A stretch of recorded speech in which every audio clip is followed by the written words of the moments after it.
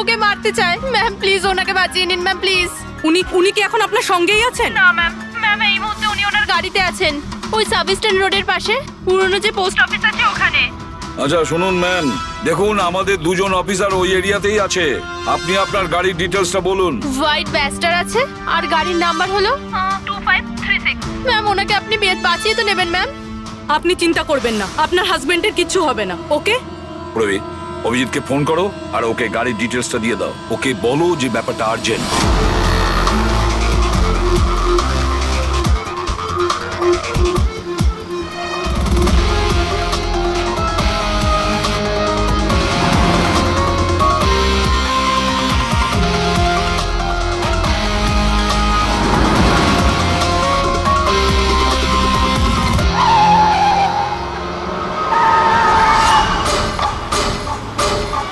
হ্যাঁ হ্যাঁ, এই নাম্বারটাই।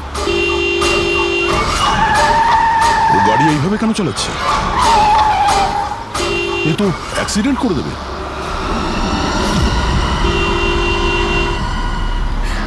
আমাকে ক্ষমা করে দাও, আমাকে ক্ষমা করে দাও, আমি মরতে চাই না, আমাকে ক্ষমা করে দাও। কার সঙ্গে কথা বলছে? গাড়িতে তো কেউই নেই। আরে বিনীত, কার সঙ্গে কথা বলছো? গাড়িতে তো কেউ নেই। হয়ে গেছে তোমরা তোমরা দেখতে পাচ্ছ না এতগুলো লোক আমাকে ডাকছে? করছে কি? আমাকে ক্ষমা করে দাও, আমি মরতে চাই পাগল না। হয়ে গেছে মনে হচ্ছে। বিনীত, বিনীত, বিনীত, তোমার অ্যাক্সিডেন্ট হয়ে যাবে, গাড়িটা থামাও বলছি।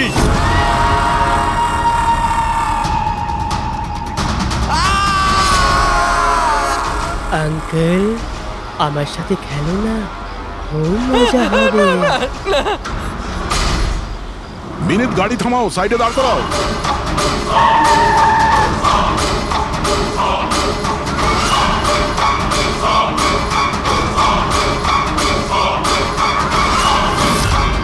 দাঁড়িয়ে যাও বিনীত, বিনীত, বিনীত।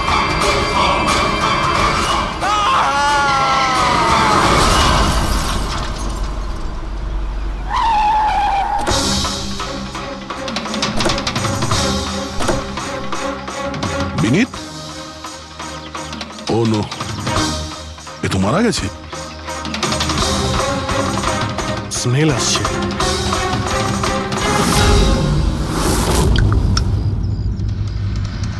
মদ। ড্রিঙ্ক করে গাড়ি চালাচ্ছিল, কিন্তু ও গাড়িতে কথা বলছিল কার সাথে? মদের নেশায় ভুলভাল বকছিল।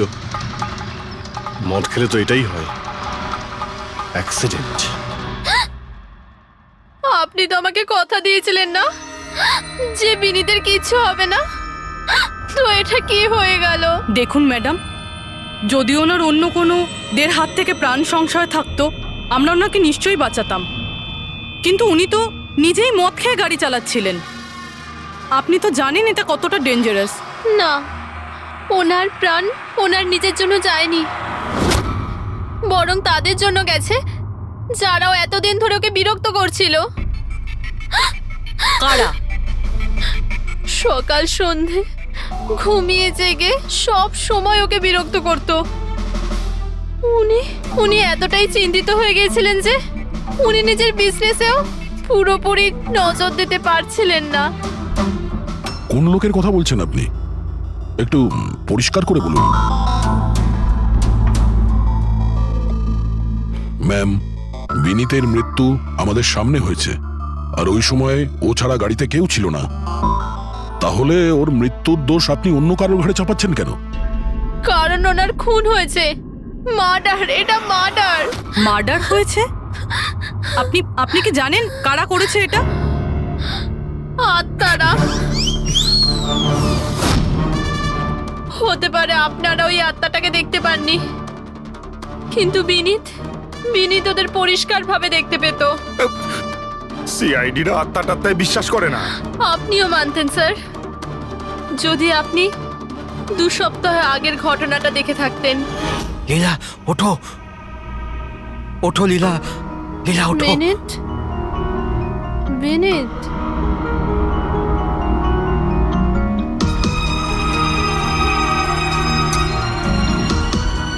বিনীত,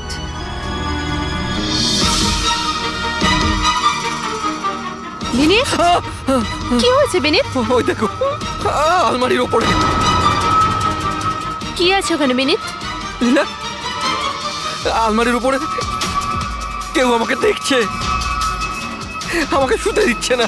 বিনীত ওখানে কিচ্ছু নেই, কিচ্ছু নেই। তুমি না নিশ্চয়ই কোনো খারাপ স্বপ্ন দেখেছো।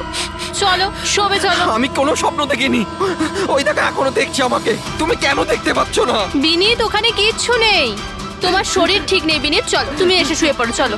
কিচ্ছু নেই বিনীত, তুমি না খারাপ স্বপ্ন দেখেছো, তার জন্য এরকম হচ্ছে। সরি সরি, আমাকে ক্ষমা করে দাও প্লিজ। 1 মিনিট। আর এই বিনীত কি কারণে ক্ষমা চাইছিল? এটা তো আমিও জানি না স্যার। বিনীত কাজ কি করতো? স্যার ওনার কোম্পানি হসপিটালে মেডিকেল ইকুইপমেন্ট সাপ্লাই করতো। আপনি শিওর যে ওই বিনীতকে খুন আত্মাই করেছে? স্যার আমার আগে তো এটা মনে হয়নি, কারণ না তো আমি কোনোদিন কোনো আত্মা দেখেছি আর না কোনোদিন কোনো আওয়াজ শুনেছি। কিন্তু পরে পরে আমার বিনীতের কথাই বিশ্বাস হতে লাগলো যে ও সত্যি কথা বলছে।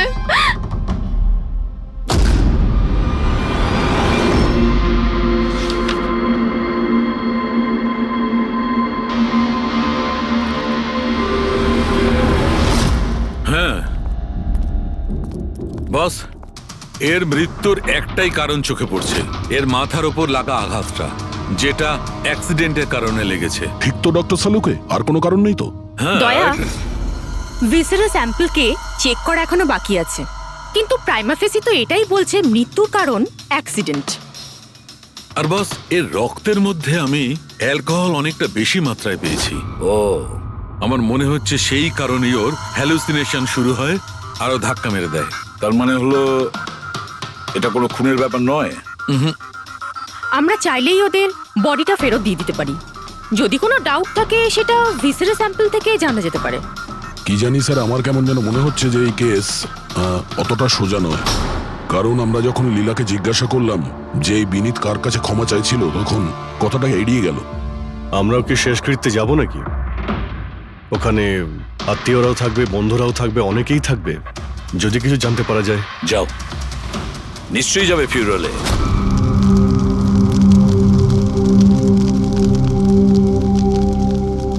ঠিকই হয়েছে, মরে গেছে।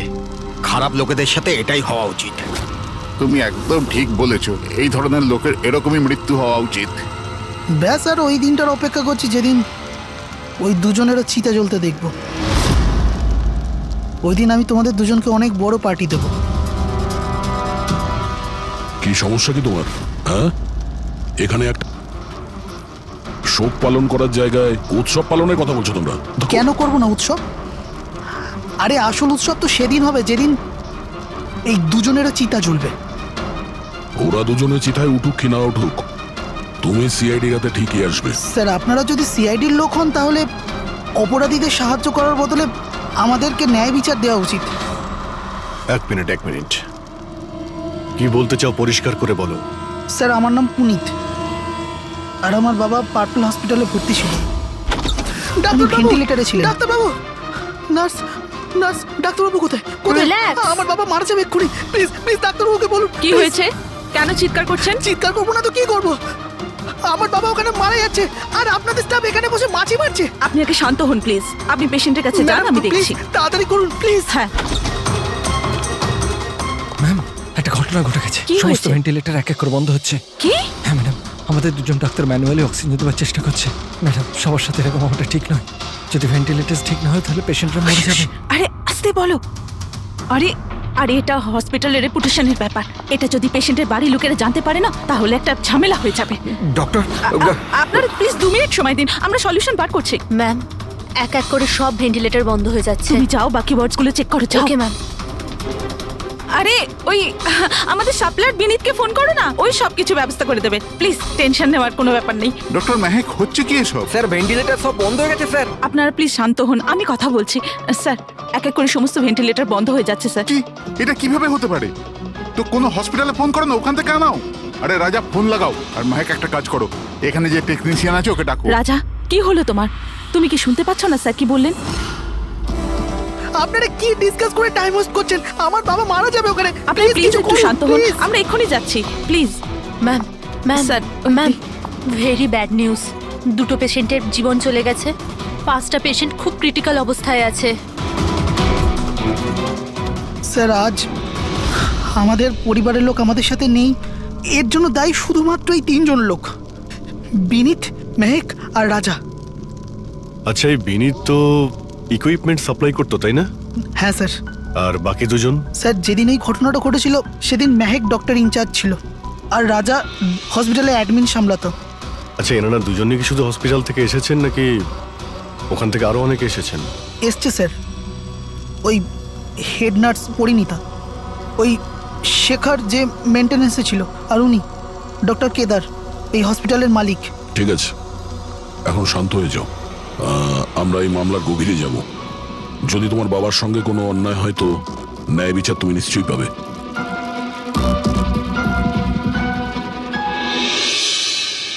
এখন বুঝতে পারছি বিনীত ক্ষমা চাইছিল কেন। আমাকে ক্ষমা করে দাও, আমি মরতে চাই না, আমাকে ক্ষমা করে দাও। আর এটাও বুঝতে পারছি যে বিনীতের মৃত্যুতে সবাই এত খুশি কেন। তার মানে বিনীতের মৃত্যুর কারণ যে কেউ হতে পারে। আর বিনীতের পরে খুনির পরের শিকার এই এদের দুজনের মধ্যে কেউ হতে পারে।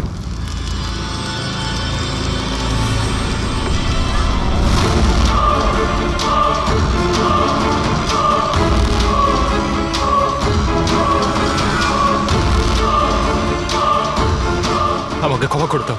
তুমি আমাকে কেন মরতে দিলে? আমার পিছু নিও না।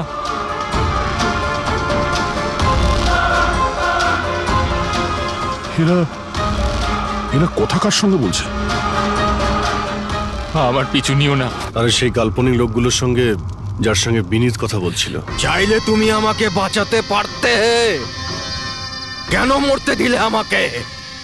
এবার তুমিও মরার জন্য তৈরি হয়ে যাও। আর এই মহিলারও একই কেস মনে হচ্ছে।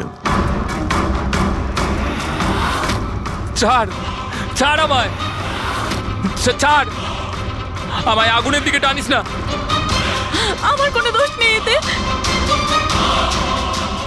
ছাড়, ছাড়, ছাড়, ছাড় আমায়, ছাড় আমায়, ছাড়, ছাড়, টানিস না আমায় আগুনের দিকে, ছাড়। আরে কি করছো নাকি? কি করছো? এদিকে এসো। আরে তুমি কি করছিলে? হ্যাঁ, আমি একটু ডিস্টার্ব আছি, এতে আপনারা কি করবেন? আমার ডিস্টারবেন্সের সাথে আমায় নিজেকেই লড়তে হবে। তুমি এদিকে এসো, একটু দূরে দাঁড়াও, ওই দিকটায় যাও। তাহলে অনেক লোক আছে যারা বিনীতের মৃত্যু সংবাদ শুনে আনন্দিত। হ্যাঁ হ্যাঁ স্যার। আর এখন ওরা মেহেকার রাজার মৃত্যুর খবর শুনতে চাইছে। রাজা আর মাহাকের ব্যবহারটাও খুব একটা নর্মাল লাগছিল না স্যার, অনেকটা ভয়ে ভয়ে ছিল স্যার, বিনীতের মতো। স্যার, ভিসেরা স্যাম্পলের রিপোর্ট চলে এসেছে। গুড। কোনো গন্ডগোল আছে? হ্যাঁ, একজন সাধারণ মানুষের রক্ত যতটা লাল হয়, বিনীতের রক্ত তার থেকে অনেক বেশি লাল ছিল। ও, এখন বুঝতে পারছি যে বিনীত কেন আত্মা দেখতে পেল। কেন স্যার? পুরবী, মানুষের রক্ত যখন সাধারণের থেকে অনেক বেশি লাল হয়, তার মানে এইটা দাঁড়ায় যে ওই মানুষটি অনেক বেশি দীর্ঘ সময় ধরে কার্বন কম্পাউন্ডের সংস্পর্শে ছিল। আর এই কার্বন কম্পাউন্ডের কারণেই ওর হ্যালুসিনেশন হতো ভীষণ ভাবে। তার মানে কেউ জেনে শুনে বিনীতকে ওই কার্বন কম্পাউন্ডের সংস্পর্শে এনেছিল, যার ফলে বিনীতের মানসিক অবস্থা খারাপ হয়ে গেল আর ওর মৃত্যুর কারণও হয়ে গেল। স্যার, খুনি এই কার্বন কম্পাউন্ড পেল কোথায়? এই আমাদের আশেপাশেই সব জায়গায় কার্বন কম্পাউন্ড ছড়িয়ে আছে। মডার্ন জীবনে আমরা যতগুলো মেশিনারি ব্যবহার করছি, ওই সবগুলো, প্রায় সবগুলো কার্বন কম্পাউন্ড ছড়ায়। হ্যাঁ, যে কেউ মেশিনের উপর এরকম কারুকার্য করে এটা করতেই পারে।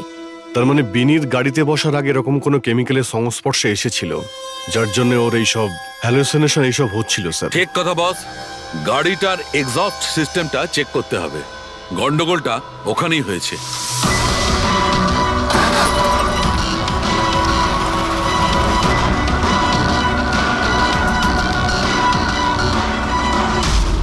সালুঙ্কে স্যার তো ঠিকই বলছিলেন স্যার, পেট থেকে তো কেমিক্যাল বেরিয়ে আসছে।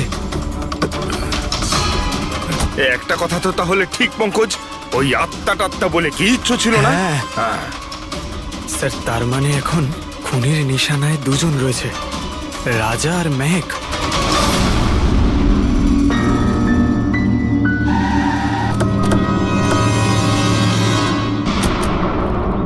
শ্মশানে রাজার ব্যবহারটা খুব একটা ঠিক ছিল না। এখনো ওর মানসিক অবস্থা ঠিক নয়। আরে স্যার, দরজা তো খোলা।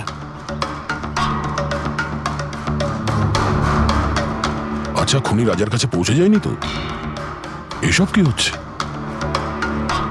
ক্যান্ডেলস,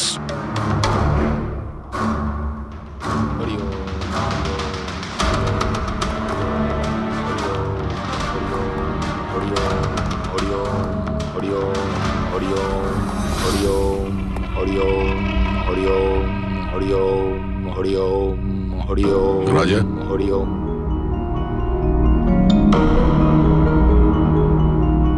এখন ঠিক আছো? কারা আপনারা? সিআইডি। বিনীতের শেষকৃত্যে দেখা হয়েছিল আমাদের। তুমি আগুনে ঝাঁপাতে যাচ্ছিলে, আমরা তোমাকে আটকেছিলাম, মনে আছে? ঝাঁপ দিতে যাচ্ছিলে, আমরা তোমাকে। এবার আপনাদের আমাকে আটকানোর বা বাঁচানোর কোনো দরকার নেই। যতক্ষণ বিনীতের খুনি ধরা না পড়বে, তোমারও প্রাণের সংশয় আছে। আচ্ছা, একদম ঠিকঠাক বলো, ওই 12 জন রোগীর মৃত্যু কি তোমার গাফিলতিতে হয়েছিল? খবরদার বলছি, আমার ওপর এরকম নোংরা আর মিথ্যা অপবাদ দেবেন না। আমি নির্দোষ, আমার জন্য কেউ মরেনি। শান্ত হও, শান্ত হও। রাজাকে অনেক কষ্টে শান্ত করেছি, ওকে ডাকাবেন না। আপনি কে? আমার নাম শ্লোক। আমি রাজাকে এই খারাপ সময় থেকে বার করে আনবার চেষ্টা করছি। ও, তার মানে আপনি সাইকিয়াট্রিস্ট? সাইকিয়াট্রিস্ট নয়, সাইকি, মিডিয়াম। এই জগৎ আর অন্য জগতের সঙ্গে একটা সেতু ভেবে নাও। অন্য জগৎ? অন্য আবার কোন জগৎ? ওই আত্মাদের জগৎ। যদিও আমরাও একটা মাধ্যম। অপরাধ দুনিয়া থেকে নিয়ে জেলের ভেতর গারদের পেছনে পৌঁছানোর পুল। আপনারা আমাকে জেলে পাঠাবার চেষ্টা করছেন কেন? আমি তো রাজাকে আত্মাদের থেকে বাঁচাবার চেষ্টা করছি। রাজাকে আত্মার থেকে নয়, কেমিক্যাল পয়জন থেকে বাঁচানোর দরকার। আর বন্ধ করো তোমার এই ঢং, বুঝেছ? স্যার, ও কোন দিকে ইঙ্গিত করছে? ওই বুড়ো লোকটার দিকে, যে এসি নিচে দাঁড়িয়ে রয়েছে। ও কার কথা বলছে? আমি তো কাউকে দেখতে পাচ্ছি না। আমিও দেখতে পাচ্ছি না। মানুন বা না মানুন, এই ঘরের মধ্যে কোনো শক্তিশালী আত্মা আছে যে রাজার ক্ষতি করতে চাইছে। এক্ষুনি জেনে যাবেন।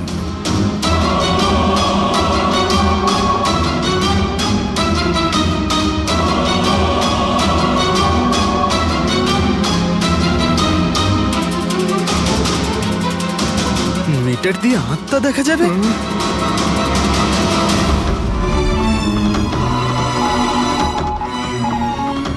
দেখলেন, ওই আত্মাটা এসির পাশেই আছে। আমার ইএমএফ মেশিন মিথ্যে বলবে না।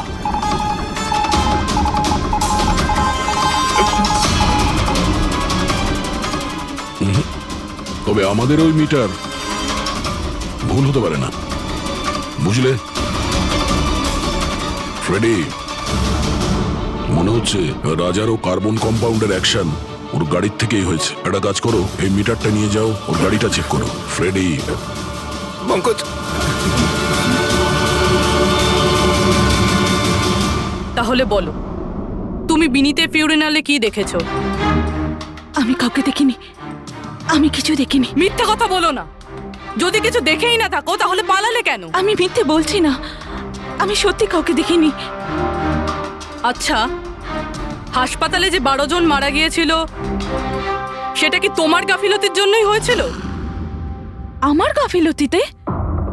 দেখুন, আমার দ্বারা যতটা সম্ভব আমি সব চেষ্টা করেছি।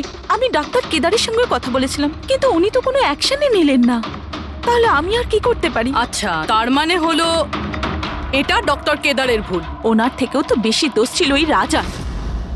ওর একবার দেখা উচিত ছিল যে ভেন্টিলেটরস গুলো কাজ করছে কি না, ওগুলো সময় মতো সার্ভিসিং হচ্ছে কি না। তাহলে কি দোষী রাজা?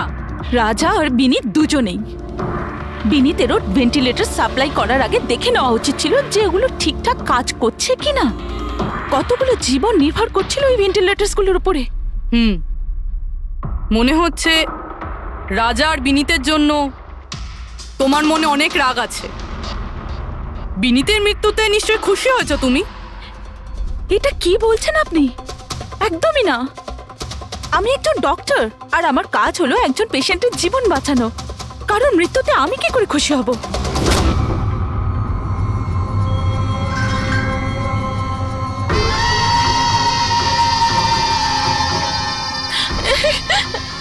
ও আবার এসে গেছে, আবার এসে গেছে। কিন্তু কিন্তু এখানে তো কেউই নেই। পিছনে আরে এখানে কেউই নেই।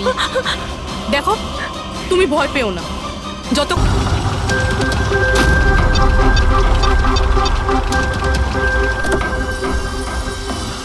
গাড়ির এসিতে তো কার্বন কম্পাউন্ড নেই।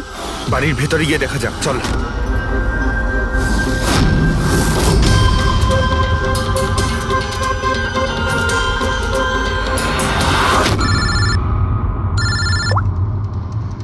হ্যাঁ পূর্বী, মেহেকের বাড়িতে কোনো কেমিক্যাল পাওয়া যায়নি? ঠিক আছে, যতক্ষণ ওই খুনি ধরা না পড়ে ততক্ষণ তুমি ওর সঙ্গেই থাকো, ঠিক আছে? স্যার, হ্যাঁ, কার্বন কম্পাউন্ড এখানে কোথাও নেই। কোথাও কোনো কেমিক্যাল পাওয়া যাবে না। বিজ্ঞানের জগৎ আর কেমিক্যালের জগতের বাইরেও আর একটা জগৎ আছে, মানুন অথবা না মানুন। চুপ, মুখ বন্ধ। যতক্ষণ বলতে না বলবো মুখ খুলবে না। রাজাবাবু, আপনার ভয়ের কোনো কারণ নেই, আমরা আছি এখানে। যতক্ষণ না ওই খুনি ধরা পড়বে সিআইডি আপনার সঙ্গেই আছে। আমার সিআইডির দরকার নেই, ইনি রয়েছেন না আমার সুরক্ষা করার জন্য। আরে এটা কিভাবে সম্ভব? না রাজার বাড়িতে কেমিক্যাল পাওয়া গেছে আর না মেহেকের বাড়িতে পাওয়া গেছে, এটা কি করে সম্ভব? স্যার, আমরা রাজার বাড়িটাকে ভালো করে চেক করেছি, এক একটা কোণা দেখেছি, ওই গাড়িটাও চেক করেছি, কোথাও কিছু পাওয়া যায়নি। হ্যাঁ, কিন্তু দয়া, যদি কোনো কেমিক্যাল ব্যবহারই না হয়ে থাকে তাহলে রাজা আর মেহেকের হ্যালুজিনেশন হলো কি করে? কোনো তো একটা কারণ থাকবে। আর স্যার, যেভাবে বিনীতের কারের এসিতে কেমিক্যালের ব্যবহার করা হয়েছে, এটা কোনো আনপ্রফেশনাল কেউ করেছে বলে আমার মনে হয় না। একটা কাজ করা যাক, যারা মারা গেছে তাদের বাড়িতে দেখো, হয়তো কেউ থাকতে পারে যে কেমিক্যালের বিষয়ে খুব ভালো করে জানে, বা কেউ কেমিক্যালের এক্সপার্ট। আর হ্যাঁ, হসপিটালের ওই স্টাফকে ডাকো। চিফ নার্স যে আছে না, হেড নার্স পরিণীতা, আর হেড টেকনিশিয়ান শেখর, আর মালিক কেদার, তিনজনকেই ডাকো। স্যার, দেখা যাক।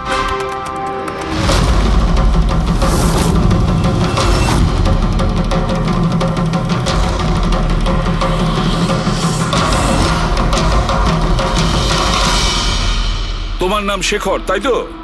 Yes sir. হসপিটালের হেড মেকানিক, মেইন টেকনিশিয়ান। তার মানে হসপিটালে যদি কোনো মেশিনে প্রবলেম হলে সবার প্রথমে তোমার কাছে খবর আসে। হ্যাঁ স্যার, ঠিক। তাহলে হসপিটালের ভেন্টিলেটর খারাপ ছিল সেটা তুমি জানতে না? স্যার, প্রথম থেকে জানতাম। তাহলে কেন কিছু করনি? কাউকে কিছু বলনি কেন? হ্যাঁ স্যার, এতে আমার কোনো দোষ নেই। তাহলে কার ভুল ছিল? স্যার, আমি প্রথমেই মেহেককে ভেন্টিলেটরের ব্যাপারে বলেছিলাম যে ভেন্টিলেটরসে প্রবলেম আছে আর যে কোনো সময় খারাপ হতে পারে। এটা তুমি ভেন্টিলেটর বন্ধ হওয়ার আগেই জানিয়েছিলে? ইয়েস স্যার, এক সপ্তাহ আগে। ম্যাম, আমি আপনাকে একটা নোটিশ পাঠিয়েছিলাম, ওয়ার্ডের ভেন্টিলেটরগুলো ঠিকমতো কাজ করছে না। ও, আমি তোমার চিঠিটা পড়েছি শেখর, তুমি টেনশন নিও না, আমি কিছু একটা করছি। কিন্তু ম্যাম, ব্যাপারটা খুব আর্জেন্ট। হ্যাঁ হ্যাঁ, আমি জানি। ডক্টর মেহেক, ইয়েস ম্যাম আপনাকে অ্যাকাউন্টস ডিপার্টমেন্টে এক্ষুনি ডেকেছে। ও হ্যাঁ, আসছি। ডোন্ট ওয়ারি শেখর, আমি নিশ্চয়ই কিছু ব্যবস্থা নেব, পাক্কা। কিন্তু স্যার, উনি আমার কথাটা সিরিয়াসলি নিলেন না।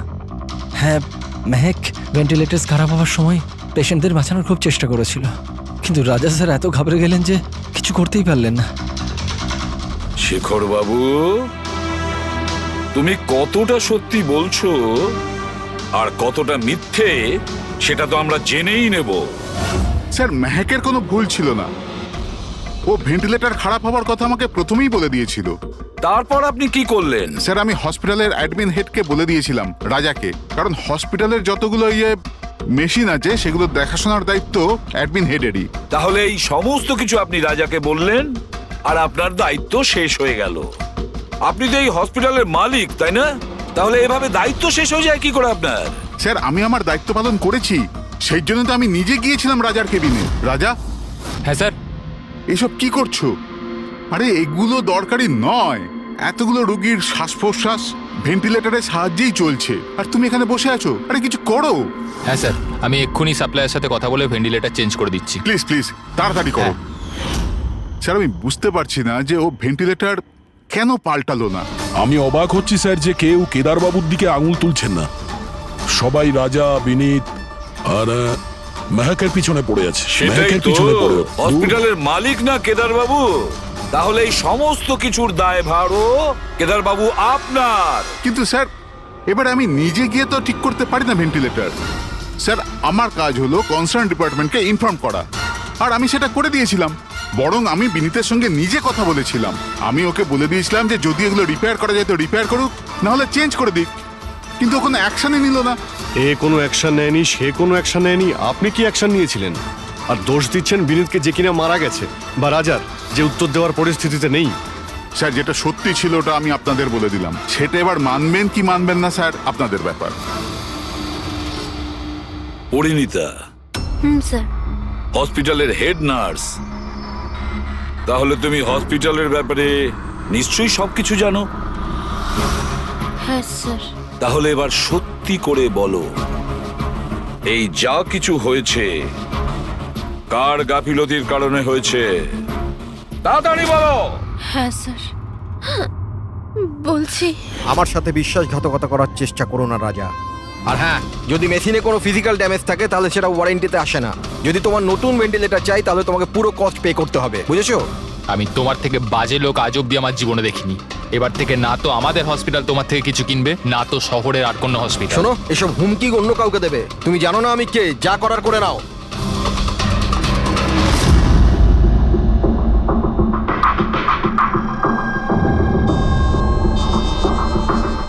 এই যা কিছুই হয়েছে এই রাজা আর বিনীতের ঝগড়ার কারণেই হয়েছে।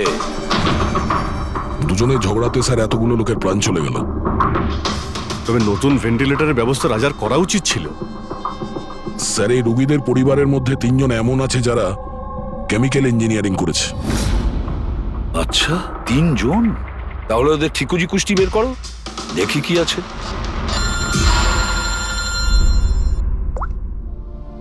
Hello, ACB Pradyuman. হোয়াট? ঠিক আছে, আমরা এক্ষুনি পৌঁছচ্ছি। কি হয়েছে স্যার? রাজা মারা গেছে।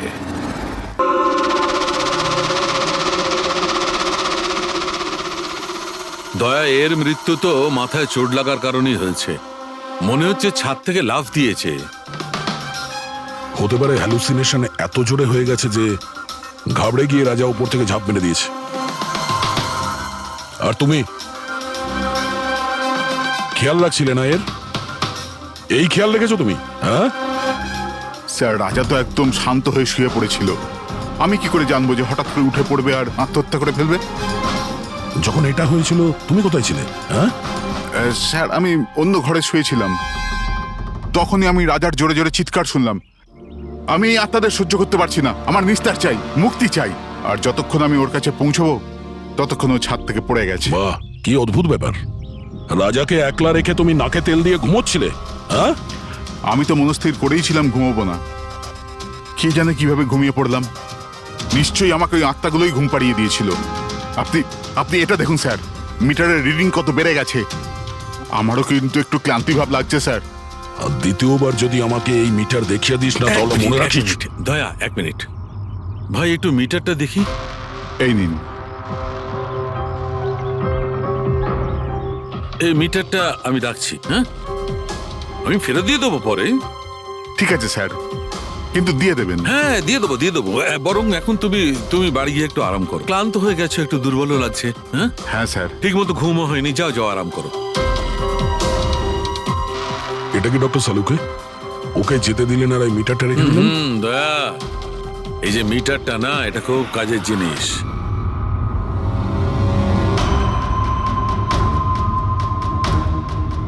এই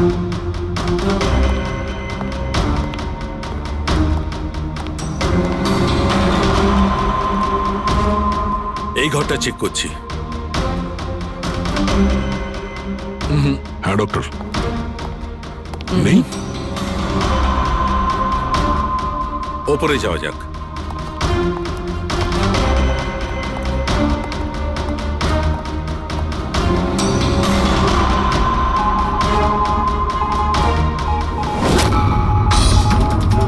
আরে সালুঙ্কে স্যার সাবধানে, এই নিডলটা তো একেবারে জঙ্গলি ঘোড়ার মতো দৌড়চ্ছে। মাই গড, আমরা এখানে এইভাবে দাঁড়িয়ে থাকতে পারি না দয়া, আমাদের প্রোটেক্টিভ পোশাক পরতে হবে। প্রোটেক্টিভ গিয়ার্স, ওটা কি কারণে ডক্টর? আরে দয়া, আমাদের সুরক্ষার জন্য।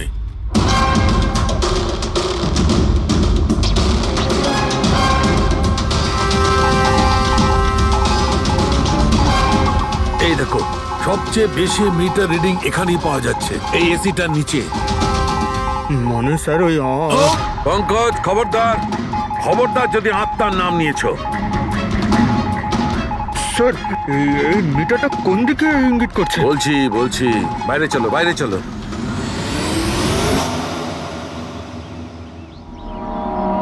দেখেছো দয়া, এটা হচ্ছে ইএমএফ, ইলেকট্রোম্যাগনেটিক ফিল্ড ডিটেক্ট করে এটা। ইলেকট্রোম্যাগনেটিক ফিল্ডস, এগুলো তো আজকাল সব ইলেকট্রিক অ্যাপ্লায়েন্সের মধ্যে হয় ডক্টর, টিভি, ফ্রিজ। একদম ঠিক দয়া, কিন্তু ওই অ্যাপ্লায়েন্স গুলোর ইএমএফ হিডেন থাকে, লুকোনো থাকে, যাতে মানুষের উপর খারাপ প্রভাব না পড়ে। কি খারাপ প্রভাব? এইটার কারণে লোকেদের নশিয়া হতে পারে, ঘুম না হতে পারে, মন খারাপ হতে পারে। আর যদি অনেকক্ষণই সংস্পর্শে থাকে তাহলে হ্যালুসিনেশন হওয়াটা কোনো বড় কথা নয়। ও, তার মানে রাজার এই হ্যালুসিনেশন কোনো কেমিক্যালের জন্য হয়নি, নিজের ঘরের ইলেকট্রনিক জিনিসপত্রের জন্যই হয়েছে, কারণ ওগুলোর ইএমএফ ঢাকা ছিল না। একদম। তার মানে কেউ জেনে বুঝে এগুলোকে গন্ডগোল করে দিয়েছে।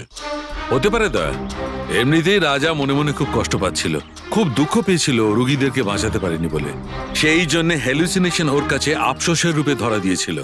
হতে পারে এই অনুতাপের জন্য বিনীতেরও মৃত্যু হয়েছে। একদম ঠিক। আর ওই অশোক, ওরও দুর্বলতা সেই জন্যই মনে হচ্ছিল, যেহেতু ও এই ইএমএফ এর সংস্পর্শে অনেকক্ষণ ছিল। এখানে ওই কার্বন কম্পাউন্ড পাওয়া যায়নি বাড়িতে। এটা কি করে দেয়? কারণ এখানে তো ইএমএফ এর ব্যবহার হচ্ছিল, আর সবচেয়ে বেশি রিডিং উঠছিল বেডরুমে এসির কাছে। তার মানে বেডরুমের এসিতে কোনো কারুকাজ করা হয়েছে। তাহলে তো মেহেকের বাড়িতে ওই ইএমএফ হনো। আমার তাড়াতাড়ি পূরবীকে ইনফর্ম করতে হবে।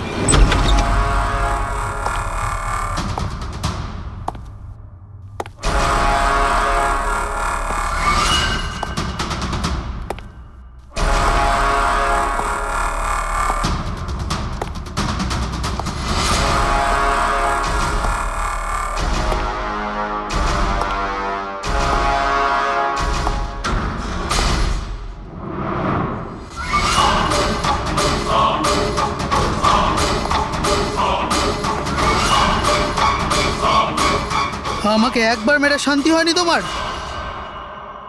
আমাকে আবার মারতে এসেছো?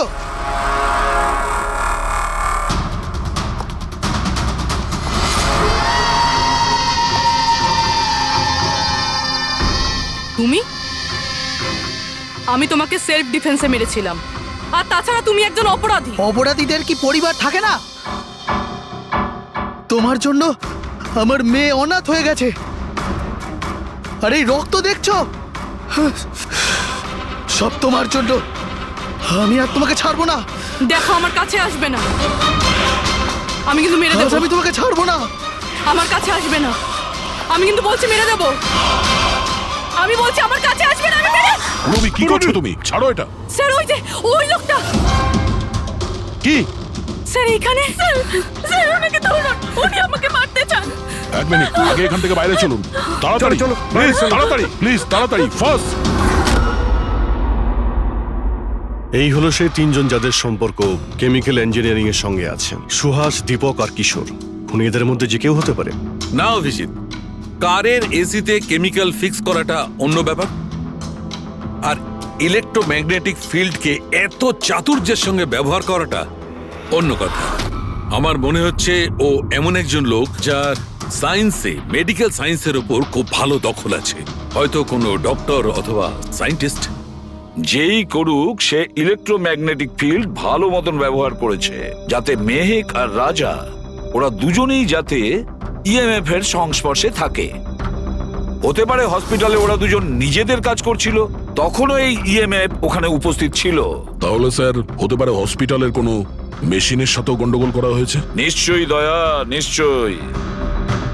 আর এটা ওই করেছে, হসপিটালের ভেতরেরই কেউ। তাহলে এই হলো সেই জায়গা যেখানে মেহেক আর রাজা বসতো। হ্যাঁ স্যার। আর কে কে যাওয়া আসা করতো এখানে? স্যার শুধু স্টাফেদেরই ভেতরে যাওয়ার পারমিশন ছিল, তাও যদি কোনো কাজ থাকতো তাহলে। মানে বাইরের কেউ এখানে ঢুকতেই পারতো না।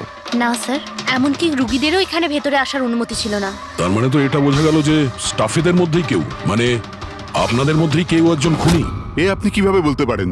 এটা আমরা বলছি না, এটা এই ইএমএফ মেশিনটাই আমাদের সবকিছু বলে দিয়েছে। আর এই ইএমএফ মেশিনের হিসাবে এই এসির সাথে কোনো গন্ডগোল করা হয়েছে। তার মানে রাজা আর মেহেককে মারার চেষ্টা করা হয়েছিল, কিন্তু বেচারা রাজা মারা গেছে। এসির সাথে গন্ডগোল? কি বলছেন আপনি? আমি তো কিছু বুঝতেই পারছি না। এই কথাটা এই রুমে থাকা শুধুমাত্র সেই বুঝতে পারবে যে নিজেই খুনি। আর ও আজ এখানে প্রোটেক্টিভ গিয়ার পরে এসছে, যাতে ইলেকট্রোম্যাগনেটিক ফ্রিকোয়েন্সিতে তার কোনো ক্ষতি না হয়, তাই তো? কি কেসে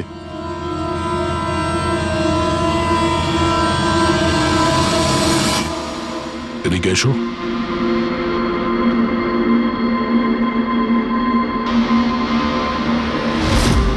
ফ্যাশন সেন্স তো তোমার খুব ভালো, শেখর। জামা কাপড়ের ভেতরে এই সুরক্ষা কবচ। দেখো, তোমার সমস্ত প্ল্যান আমরা জেনে ফেলেছি, তোমার ব্যাপারে সমস্ত খোঁজ খবর নিয়েছি। তুমি এখানকার এমন একজন টেকনিশিয়ান যে এসির সঙ্গে কোনো গন্ডগোল করতে পারে। এখন তাড়াতাড়ি বলো, কেন করেছো তুমি এসব? আমি করেছি এসব। আর কি ভুল করেছি আমি যদি মেহেক, বিনীতা, রাজার ওপর অভিযোগ লাগিয়েছি। তো এদের জন্য 12টা পেশেন্টের মৃত্যু হয়েছে, যেটা আমি দেখতে পারিনি। তারপর আমি ভাবলাম যে এদের এরকমই মৃত্যু দেওয়ার প্রয়োজন আছে, যেভাবে 12টা পেশেন্ট মারা গেছে। সেই জন্য আমি এমএফ আর কার্বন কম্পাউন্ডের বিষ ব্যবহার করেছি ওদের মারার জন্যে, যাতে এদেরকে এমন মৃত্যু দিতে পারি, মৃত্যু নয়, একটা ভয়ঙ্কর মৃত্যু। আর এটাই আমার ন্যায় বিচার। শাস্তি দেওয়ার অধিকার শুধুমাত্র আইনের আছে, অন্য কারো নয়, বুঝেছো? তুমি জানতে যে এই কেমিক্যাল ব্যবহার করলে ওদের হ্যালুসিনেশন হবে। ওই মারা যাওয়া রোগীগুলো ওরা সামনে দেখতে পাবে, যার জন্য ও পাগল হয়ে যাবে, তাই তো? কিন্তু আমি আমার লক্ষ্য পূরণ করতে পেরেছি। যেরকম মৃত্যু আমি চেয়েছিলাম দিতে, সেরকমই মৃত্যু বিনীতা রাজাকে আমি দিয়েছি। কিন্তু দুঃখের ব্যাপার, মেহেককে আপনারা শেষ মুহূর্তে বাঁচিয়ে নিলেন। সফল তো তুমি তখন হতে যদি তুমি কোনো অপরাধ না করে ওদেরকে শাস্তি দিতে। তোমার আর ওদের মধ্যে কি পার্থক্য রইল? এখন তুমিও একজন খুনি, তবে তুমি কি শাস্তি পাবে সেটা এখন আদালত ঠিক করবে।